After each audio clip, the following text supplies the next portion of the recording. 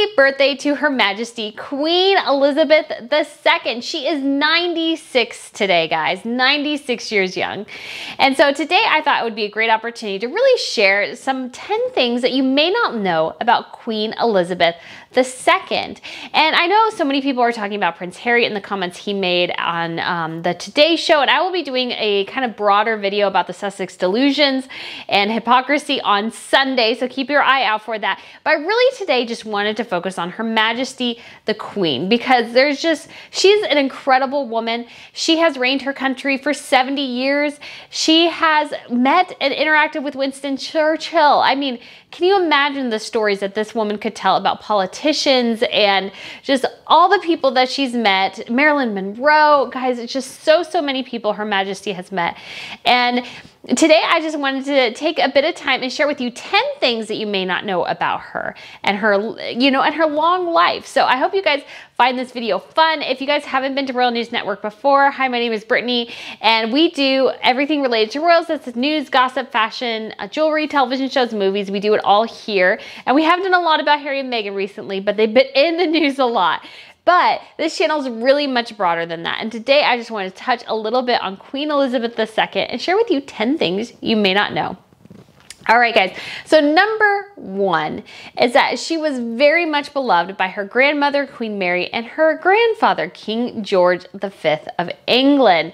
There's a little anecdote in a book I've been reading called A Queen of Our Times, where the author's talking about how King George V was actually one day on the floor trying to find her hair slide. They were just bespotted with her. She was very much, even from a young age, had this sense of regalness, the sense of maturity. And so she was very much born to rule, and they just absolutely adored her. And it's kind of interesting because they didn't spend much time with their own children, but they were very much infatuated with her. And there is a story, now there's some claims that dispute this, but that the nickname that she had for him was Grandpa England, which I think is really adorable. Although I think Princess Margaret said at some point that no, that was not their nickname for him, that they just called him Granddaddy. But I think it would be really cute if he was Grandpa England. He looks like Grandpa England. I think that's awesome. As a lifelong lover of horses, Her Majesty has owned many, I believe at least it's 25 horses, if not many more. She's been a part of racing and breeding. And even today, so it's actually Wednesday today, but for her birthday on Thursday, the palace even released a brand new picture of her with, of course, 2 pure white ponies. I mean, is there anything more fitting than that? I don't think so. Her Majesty has ridden horses well into her 90s. She loves them. And she got her first pony, Peggy, when she was a little child. And that started a lifelong love that continues to this day. All right, number 3. And this one may be a little bit more well-known, and I've heard a couple of different variations on this tiara name, but I'll go with the one I'm most familiar with, is Queen Mary's fringed tiara. This is the tiara worn on her wedding day, and is actually the one worn by Princess Anne on her wedding day and Princess Beatrice on her wedding day as well. It's kind of become a tradition for the firstborn blood princess of her generation to wear it. And on the day of her wedding, though, Princess Elizabeth, the tiara actually snapped. It broke. And so the crown jeweler had to hastily get it back together. And what I love about this is that you can actually see that the tiara is a little cockeyed in the pictures, as if, like, yes, it was cockeyed. It was not straight anymore. Sadly, a couple years later, so actually right after her father died, Queen Elizabeth's father died, her grandmother, Queen Mary, died as well. And Queen Mary, guys, we will talk about Queen Mary in depth at a later point, because she is really the one who brought a ton of jewelry and the most impressive pieces into the British monarchy. She is really the catalyst for so many of the gorgeous pieces we still have in it today. So we'll definitely be talking about Queen Mary more at some point. But this little tidbit, Queen Elizabeth, yes, even for princesses and future queens, your wedding day can go wrong and your tiara can break. I mean, I wish we all had that problem, like a real tiara with real diamonds that, it would break for us, but we all don't get that lucky to have an actual tiara. But anyways, guys, so that is little factoid number 3. And this one is also kind of interesting, is that, and this is where we got actually the Grandpa England story, is that Marion Crawford, who was Her Majesty's governess, also governess to Her Majesty's sister, Princess Margaret, actually wrote a book about her time being the princess's governess. And this book really it was serialized at first in a magazine in the United States, Good Housekeeping, and then eventually she had been given basically a home rent-free on the property of Kensington Palace, but that was revoked after that. And she was basically persona non grata for the rest of her life within the sphere of the royals. And even at her funeral, I don't think, if I remember correctly, they didn't even send her flowers to her funeral. That's how mad they still were at her about sharing little tidbits about the princesses growing up. And the book, you can still get it. It's called The Little Princesses, and it's by Marion Crawford. All right, guys, so England, obviously it's a very old country. King William the Conqueror, kind of the line that we have, started essentially with King William the Conqueror in 1066. And so in the 1300s, though, apparently there was this new rule created that said that the British monarch, whoever that happens to be, owns all the sturgeon, the dolphins, the porpoises, and the whales that come within 3 miles of the coast of the UK. So there's kind of a tradition, I guess, among fishermen that if they catch sturgeon within that barrier, they kind of let the queen know that they're taking her sturgeon. So nobody really is held hard and fast to this rule, but basically, if you're a whale and you stray within those 3 miles, you belong to the queen. And I guess you can stray back out after a while. And this also goes actually for swans. Any swans on the River Thames that are not claimed also belong to Her Majesty. So I just think that's kind of, it's like a weird archaic rule that still applies. I mean, and that's how old the UK is. I mean, they don't even have a constitution because they've developed things over time. That's how old they are, which is fascinating to me. All right, another factoid, and this one's probably a little bit more well known, but it's worth repeating again, is that she has served 14 UK prime ministers.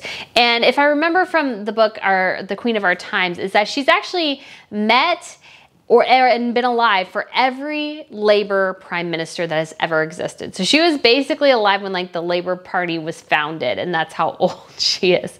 And so it's really kind of a unique situation. Of course, her first prime minister was Sir Winston Churchill, who led the UK out of World War II, was really one of the first people to really raise the alarm about Adolf Hitler and some of his intentions, and really brought the UK through that wartime period with great aplomb. And apparently Elizabeth very much revered him. I mean, how could you not revere Winston Churchill? I mean, he is so, I mean, I know people, all the woke culture and everything, I don't care.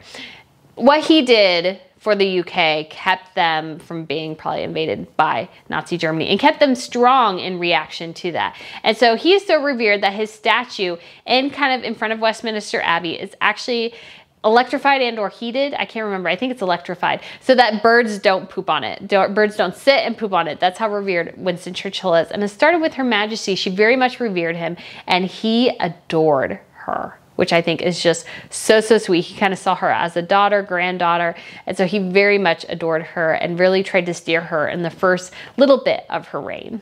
And so this is kind of an interesting tidbit. Obviously, we're all thinking about Catherine and William as the future Prince and Princess of Wales. However, that is a title that's not automatically given to them. So kind of how it works in the rest of the royals. So for example, Princess Catharina Amelia of the Netherlands, her title is Princess of Orange. So she automatically inherited that title, Princess of Orange, and that designates her as the future heir to the throne. In Spain, it's the Princess of Aurelius or Prince of Aurelius. That's who the title, that designates the heir presumptive. In Belgium, it's Duchess of Brabant or Duke of Brabant. Obviously, there's a lot of queens in succession. The Scandinavians make it easy. Crown Prince and Princess, that's who's next in line for the throne. That's the same in Norway, Sweden, and Denmark. But in the UK, it's the title, the Prince of Wales, designates the successor. Although automatically when somebody becomes an heir presumptive, so when William becomes the heir presumptive, he'll immediately become the Duke of Cornwall. So he'll be the Duke of Cambridge and Cornwall, or Cornwall and Cambridge, when Charles ascends the throne. So, but when it comes to the Prince and Princess of Wales titles, it's something actually bestowed to whoever is the heir. So Prince Charles didn't automatically become the Prince of Wales until Her Majesty kind of inaugurated him into it, I believe in the 60s. And so he was still quite young, but Her Majesty actually, even though she was 25 when she ascended the throne, obviously she could have had the title Princess of Wales as a young woman, but she actually was never bestowed that title, and she never actually got a salary or basically money from the Duchy of Cornwall. Prince Charles funds his children and his grandchildren. Well, Prince William and Catherine now, not Harry and Meghan. He funds their lifestyle through the Duchy of Cornwall and his own lifestyle as well. The Queen has the Duchy of Lancaster. And so, but she was never allowed to have access to the Duchy of Cornwall, which I think to me is just so crazy. And nor was she given the title of the Princess of Wales, which I think is a little bit of a travesty, but you know, times were a bit different back then. And that's one of the big signs of it, is that she was not given those titles that she was basically allowed to have. So the other tidbit is that the Queen is the longest reigning monarch in British history. And I mean, I know most people know that, but it is still worth mentioning, especially considering that if she makes it to May 27th, 2024, she will actually outpace the longest reigning monarchs in history, in recorded history, I should say. Obviously, sometimes there may be others that we don't know about, but in recorded history, she will become the longest reigning monarch. One was a king of Thailand, and the other one was King Louis XIV of France. He became king as a child, and so he reigned for over 70 years. And so, for Her Majesty, 72 years. So if Her Majesty makes it into May of 2024, she may break the Guinness record for the longest reigning queen or monarch in history. Although, given some of her recent health struggles and how much it seems like behind the scenes they're struggling to even get her to all the various Jubilee events, I'm thinking that's less likely that that might happen. But just for comparison, the longest other reigning monarch in British history was Queen Victoria, and she reigned for 63 years. So Her Majesty has already outpaced her by 7 years, which is very, very impressive. Speaking of France, so actually Her Majesty is fluent in French. It's something that she learned kind of as a child and young adult. And actually she even has her menus for like state banquets and those sorts of things written in French. She actually has a real love for the language, and so really wants that language included on her menus, which I think is kind of crazy. And I shouldn't say I know French because I really don't, but I really want to learn another language. Although I think I'm going to be trying to learn some royal languages. So what I mean is like kind of Norwegian, Swedish, Dutch. Those are the three I'm kind of debating. So that way I can read more information about what they are all doing in their native language, because it's hard to search if you don't know the language. So anyways, guys, yes, Her Majesty knows French very, very well.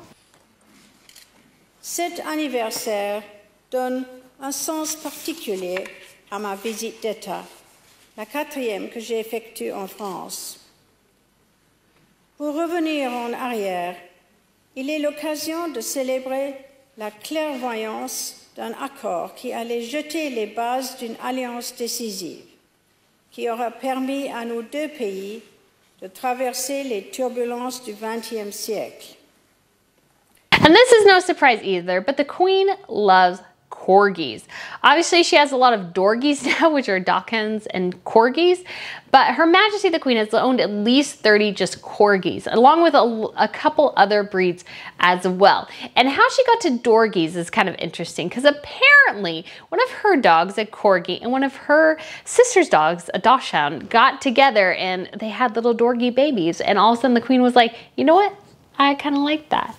All right, guys, and one last little tidbit. So I actually did 11, not 10. So this is a bonus one, but I thought it was really cute and I wanted to add it as well. So when the World War II ended, the Queen, the future Queen, and her sister, Princess Margaret, actually went out to the streets on D-Day and just VE Day. Went out into the streets on VE Day and had just a blast celebrating with people in the streets of London. Many of them didn't know who they were. Some of them did. And one gentleman, I guess, said he had kind of danced with the future queen and he just kind of slipped away and said, "This is a moment I will remember for the rest of my life." And I would imagine he's no longer with us, as so many people of that time are not. And isn't that incredible? Can you believe the Queen has reigned for 70 years and she shows no signs of stopping, although her body is starting to kind of slowly break down, which it is sad to see her in the twilight of her reign, because she's really lived a very, very impressive life. So guys, let me know down below what fact you think is interesting. And do not forget, we will be having a video on Harry and what he has said about the Queen and Meghan and all the crazy, all the Sussex delusions and hypocrisy that are there. That video will be coming out later on Sunday, but I really just wanted to give Her Majesty a day. And so we're celebrating today Queen Elizabeth II for reigning for 70 years and making it to her 96th birthday. So happy birthday, Your Majesty. Hope you have a wonderful day with your family in Sandringham.